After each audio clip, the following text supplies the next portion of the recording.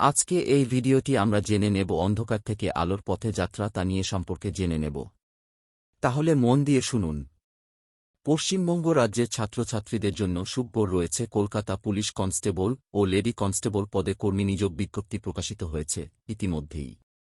প্রতিদিন চাকরির আপডেট পেয়ে যান। মাধ্যমিক ও উচ্চ মাধ্যমিক পাশে ভিজিট করবেন banglaexam24.com অফিসিয়াল ওয়েবসাইটে অথবা নিচে ডেসক্রিপশন লিঙ্ক দেওয়া রয়েছে।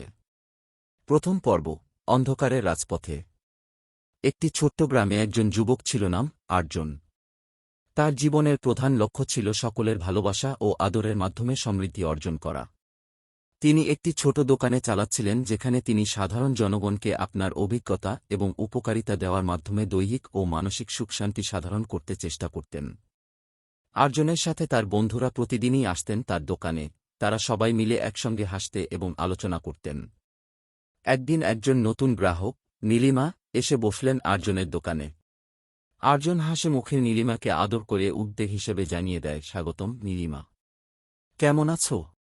নীলিমা হাসি মুখে উত্তর দিলেন, ধন্যবাদ আর্জন, আমি ভালো আছি। তোমার দোকানে এসে কিছু কিনতে এসেছি। তার চোখে একটি ছোট পক্ষপাত দেখে আর্জন প্রশ্ন করলেন, তুমি আমার দোকানে কি কিনতে এসেছ? নীলিমা হাসতে উত্তর দিলেন, আমি একটি ব্যবসা শুরু করতে চাচ্ছি এবং তোমার অভিজ্ঞতা এবং উপকারিতা পেতে চাই। তুমি কি আমাকে কিছু উপদেশ দিতে পারো? আর্জন হেসে উত্তর দিলেন, বিশেষত নীলিমা, আমি ভাবছিলাম যে আমি আমার দোকানের মাধ্যমে সবার জন্য একটি সুস্থ, সুখী এবং ব্যক্তিগত সমৃদ্ধির পথে সাহায্য করতে পারি। এটি হয়তো তোমার জন্য কিছু হতে পারে, যা তোমার নতুন ব্যবসা শুরু করার পথে সাহায্য করতে পারে। দ্রুতই নীলিমা আবেগে বললেন, ঠিক আছে আর্জন, আমি তোমার উপদেশ পেতে চাই। এর পর আর্জন আত্মবিশ্লেষণ করতে বললেন, আমি মনে করি আমার সবচেয়ে গুরুত্বপূর্ণ প্রস্তাবনা হল প্রতি গ্রাহকের সাথে ভালোবাসা এবং আদরের সাথে ব্যবসা করা। তোমার গ্রাহকদের সাথে সম্পর্ক প্রতিরূপ হোক এবং তাদের প্রতি যত্ন নেওয়া হোক। তাদের সমস্যা বোঝা এবং তাদের সাথে সহযোগিতা করা হচ্ছে একটি উত্তম ব্যবসা করার জন্য গুরুত্বপূর্ণ। নীলিমা এটি শোনার পর ভাবলেন, আর এটি কিভাবে সম্ভব? আর্জন স্মিতমুখে উত্তর দিলেন, প্রথমভাবে তোমার গ্রাহকদের সাথে বিশেষ মিলনবন্ধন তৈরি করো। তাদের জীবনের ঘটনা, তাদের পছন্দ এবং তাদের সাথে তোমার আত্মীয়তা তৈরি করো। এটি তোমার ব্যবসার উপর একটি মোচন তৈরি করতে সাহায্য করতে পারে, যা একটি প্রতিষ্ঠানের জন্য অত্যন্ত গুরুত্বপূর্ণ। নীলিমা স্মরণ করতে শুরু করতে বললেন, তারপর আর্জন জানাতে চলেছেন, সম্ভাবনা হল তোমার দোকানে প্রযুক্তি বা আবার কিছু নতুন আনতে সাহায্য করতে হবে। তুমি তোমার গ্রাহকদের জন্য কোনো নতুন এবং উপকারী পণ্য প্রদান করতে পারে, যা তাদের আগ্রহ করতে সাহায্য করতে পারে। নীলিমা আত্মবিশ্লেষণ করতে বললেন, তোমার কথাগুলি শোনার পর আমি অনেক আশাবাদী হয়ে গেছি আর্জন। আমি তোমার উপদেশ মেনে নিতে চাই এবং এই নতুন ব্যবসা শুরু করতে চাই।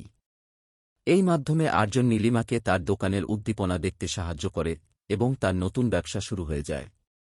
নীলিমা আরও কৌশল সহজে এবং একটি বৃদ্ধি হাস্যকর একটি সান্ত্বনা বানাতে শেখে। আর্জন একটি নতুন বন্ধু পাওয়ায় আনন্দিত হয়। দ্বিতীয় পর্ব, অন্ধকার হতে আলোর দিকে। নীলিমা এর দোকানের সাথে সাথে মাসে মাসে বেড়ে চলছিল, একসঙ্গে তার গ্রাহকদের সংখ্যা ও তার ব্যবসা বৃদ্ধি পাচ্ছিল। এখন তার দোকানের চাহিদা অনুযায়ী নতুন পণ্য এবং সেবা প্রদান করা হয়েছিল। একদিন আমল, একজন স্থানীয় ব্যবসায়ী, নীলিমার দোকানে এসে বললেন, নীলিমা, তোমার ব্যবসার সাফল্য একটি আশ্চর্যজনক উদাহরণ। আমি তোমার সাথে একটি কথা বলতে চাই। নীলিমা উদাসীনভাবে উত্তর দিলেন, হ্যাঁ, কি? আমল বললেন, তুমি এই দক্ষতা এবং ব্যবসার প্রথম দিকে অনেক পেছে গিয়েছ, কিন্তু আমি তোমার প্রস্তুতির বিষয়ে চিন্তিত আছি। নীলিমা জিজ্ঞাসা করতে বললেন, কি করণীয় তোমার মতো সফল ব্যবসায়ী হতে? আমল উত্তর দিলেন, একটি ব্যবসা চালাতে গেলে তোমাকে সবসময় নতুন এবং আগ্রহসূচক থাকতে হবে। তোমার কাছে কার্যকর একটি প্ল্যান থাকতে হবে এবং তুমি স্থিরভাবে তার মাধ্যমে অগ্রসর হতে পারবে। প্রতিষ্ঠানের উন্নতি এবং বৃদ্ধি হয়ে যাওয়ার জন্য তোমাকে দক্ষতা এবং অগ্রগতির দিকে মুখোমুখি হতে হবে। নীলিমা এই পরিস্থিতিতে চোখ বিচার করতে শুরু করতে বললেন, তোমার কথাগুলি অত্যন্ত গুরুত্বপূর্ণ। আমি চেষ্টা করব এই সকল উপদেশ মেনে নিয়ে নতুন একটি দক্ষ দিকে যাওয়ার জন্য। নীলিমা তার দোকানে এই নতুন ধারাবাহিকতার সাথে অগ্রসর হলেন, আর তার ব্যবসা কিছু মাসের মধ্যেই বেড়ে চলতে থাকতে থাকতে অলস অন্ধকার হতে সাক্ষাৎকার দিতে হয় এবং এই মাধ্যমে অন্ধকার থেকে আলোর দিকে আগ্রহশীলভাবে এবং বৃদ্ধি করত। একটি উদাহরণ হিসেবে উল্লেখযোগ্য হয়ে ওঠে। এই ছোট গল্প দিয়ে আমরা শেখা যাচ্ছি যে একটি সাধারণ প্রস্তুতি এবং সঠিক দিকে প্রচুর পরিশ্রম সহ একজন ব্যবসায়ী কিভাবে আত্মবৃদ্ধি করতে পারে। তার সম্পর্কে আত্মবিশ্লেষণ এবং অন্যদের জন্য উপকারী থাকতে হবে এবং তার দোকানের উদ্দীপনা তৈরি করতে হবে। এই উদাহরণ আমাদেরকে দেখাচ্ছে যে আমরা অন্ধকার সময়েও আলোর দিকে এগিয়ে যেতে পারি এবং প্রচুর পরিশ্রম ও উদ্দীপনা একটি ব্যবসা করতে যার মাধ্যমে আমরা সকলের কাছে একটি উদার ও সাহায্যকর চিত্র তৈরি করতে পারি।